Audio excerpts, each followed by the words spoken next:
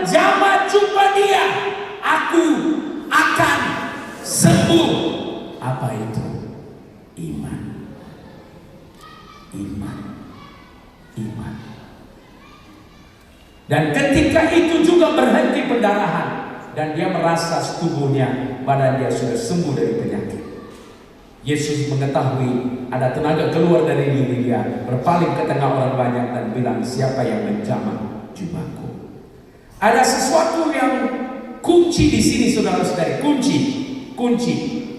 Tapi untuk mengajar anak kunci ini, saya butuhkan seorang lelaki. Mana bisa saya panggil seorang lelaki di sini? Ya, Bapak, ya, mari Pak, mari. Puji Tuhan. Mari, sini Pak, sini.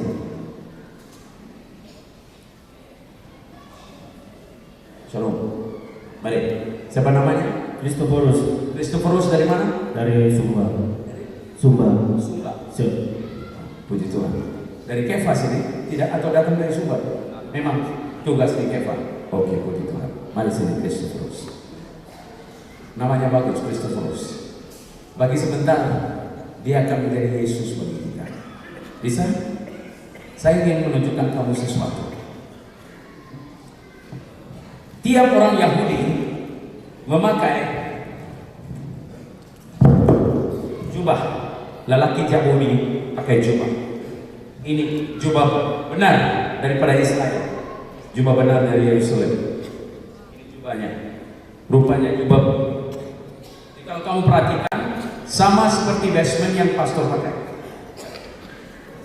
Dan bukan hanya jubah, bukan hanya jubah, tetapi ada ayat-ayat Torah yang diukir di sini di atasnya. Ada ayat-ayat Torah, ada ayat-ayat Torah, dan ada sesuatu yang luar biasa mengenai jubah ini.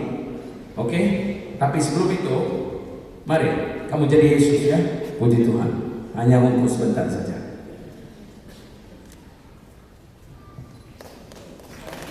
Tangan.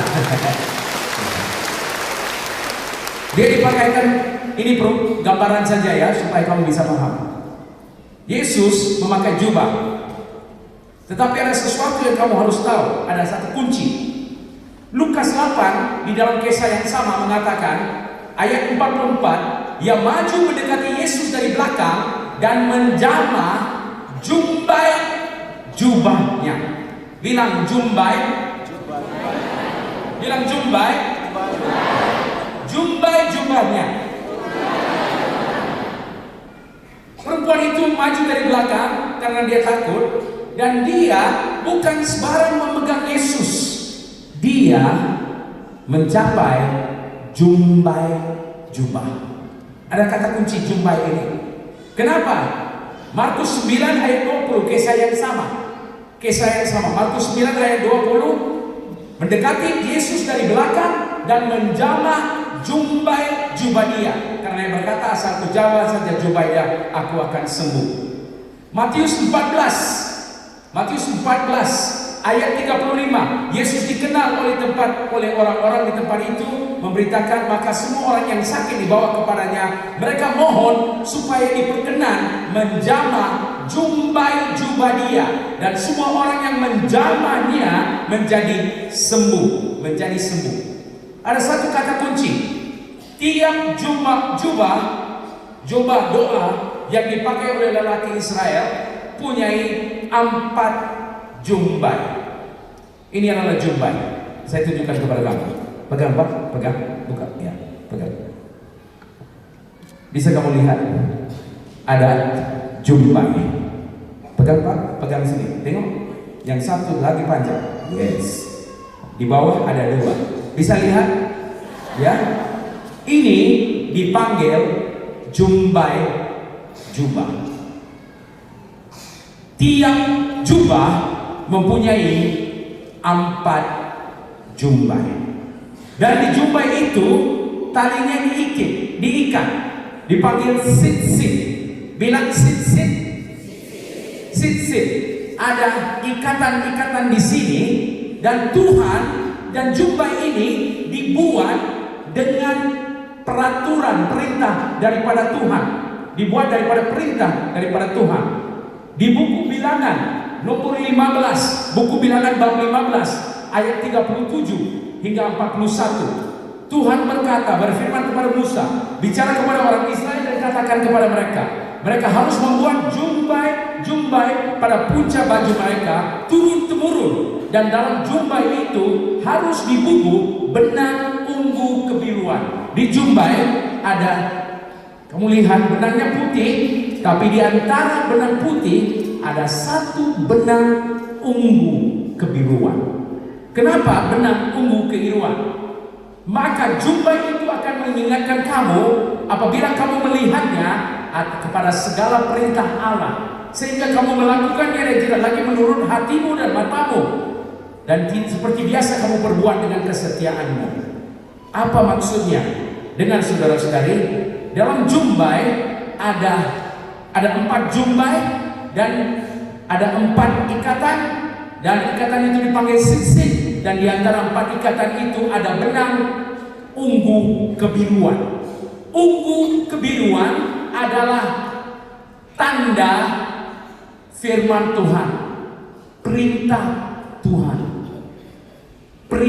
Tuhan, firman Tuhan, sabda Tuhan.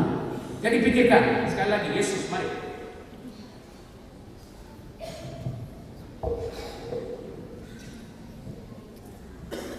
Saya jadi perempuan 12 tahun pendarahan. Ini Yesus. Bergerak satu langkah, Yesus bergerak. Oke. Perempuan itu datang dari belakang dan mencapai jumbai jubah dia. Mencapai jumbai jubah dia. Ketika dia mencapai jubah dia, pikirkan ya, ada banyak orang yang keliling Yesus, berbondong-bondong di keliling Yesus. Perempuan itu menjamah jumbai jubah dia. Ketika menjamah jumbai dia, kuasa mengalir dari Yesus melalui jumbai dan pulihkan 12 tahun pendarahan. Beri tepukan bagi Tuhan.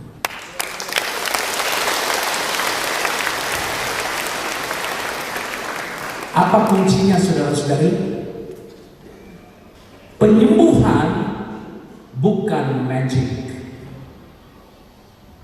Penyembuhan adalah ketika Anda patuh kepada perintah Tuhan. Pemulihan dalam hidupmu ketika engkau ikut perintah Tuhan dalam hidupmu.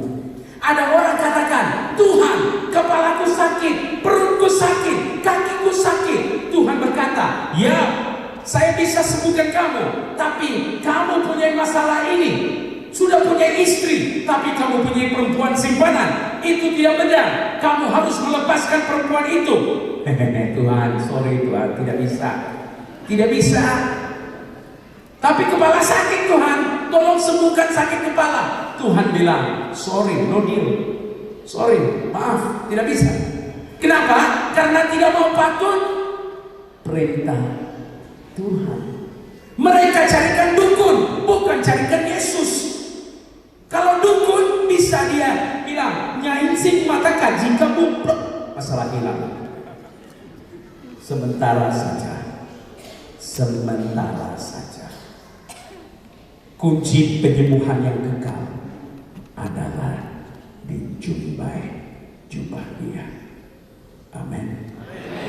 Jikalau malam ini Anda bisa mendapatkan jumbai jubah dia, tidak kira apa penyakit kamu malam ini, dia akan pulihkan kamu.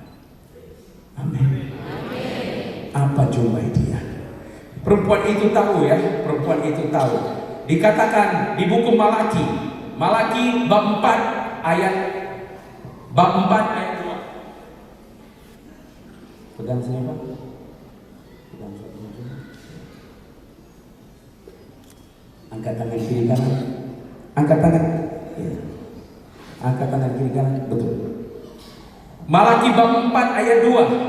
dikatakan, tetapi kamu yang takut atas namanya, bagimu akan terbit surya kebenaran dengan kesembuhan pada sayapnya. Apa sayapnya? Perempuan pendarahan itu tahu, ini sayapnya. Lihat, bisa lihat sayapnya. Ada penyembuhan di sayapnya. Ada kuncinya. Jikalau kamu berani untuk mencapai jubah-jubah itu, kamu juga akan dipulihkan. Apa maksudnya? Firman Tuhan akan pulihkan kamu. Bukan magic, bukan dukun. Firman Tuhan. Jadi maksudnya, jikalau Anda maukan penyembuhan, tidak ada yang mustahil bagi Tuhan. Hanya satu perkara. Sanggupkah engkau mengikut perintah Tuhan dalam hidupmu? Tuhan, tidak mau Tuhan, saya tidak mau ikut, hanya sembuhkan sakit kepala saya. Sorry. Kenapa? Karena Tuhan inginkan pemulihan keseluruhan manusia. Bukan hanya sakit kepala kamu, seluruh hidup kamu harus dipulihkan. Katakan amin. Mazmur 107 ayat 20. Maka berseru-serulah mereka kepada Tuhan dalam kesesakan mereka, dan diselamatkan mereka dari kecemasan. Disampaikannya firman-Nya dan disembuhkannya, diluputkan mereka dari liang kubur. Bagaimana Dia sembuhkan? Dengan menyampaikan firman-Nya, Tuhan menyembuhkan mereka. Dengan firman Tuhan, Dia menyembuhkan mereka. Keluaran 15:26. Jika kamu sesungguhnya mendengar suara Tuhan Allahmu dan melakukan apa yang benar di mata Dia, dan memasang telinga kepada perintah-perintah Dia, dan tetap mengikut segala ketetapannya, maka aku tidak akan menimpakan kepadamu penyakit manapun yang kutimpakan kepada orang Mesir, sebab aku Tuhanmu akan menjadi penyembuhmu. Katakan amin. Itu janji Tuhan, saudara-saudari. Janji Tuhan malam ini. Kalau kamu mau, tidak ada masalah. Tapi maukah kamu ikut perintah Dia? Maukah kamu menyerahkan hidup Dia? Amsal 4:20-22. Itulah menjadi kehidupan bagi mereka dan mendapatkan dan kesembuhan bagi seluruh tubuh. Jadi 4 perkara yang kita bisa belajar dari perempuan ini. Perempuan ini mempunyai iman yang luar biasa. Kedua, perempuan ini punya keberanian. Dia tidak kira penyakit dia, keberanian. Ketiga, fokus dia adalah Yesus, bukan orang lain, bukan penyembuhan. Fokus dia adalah Yesus. Keempat, dia sudah menghabisi segala-gala cara penyembuhan. Kelima, dia memberanikan diri mengatasi perasaan malu, perasaan dihakimi untuk mendekati Yesus dan mencapai jubah-jubah Dia. Saudara-saudari, Yesus hadir malam ini di sini. Katakan amin. Dan jika Anda berani datang kepada Dia dan mencapai jubah Dia, hidup Anda juga akan berubah. Tahukah Anda, di dalam firman Tuhan, di dalam Injil, ada 4 Injil, belum pernah Yesus sekalipun memanggil sesiapa anakku, kecuali perempuan ini.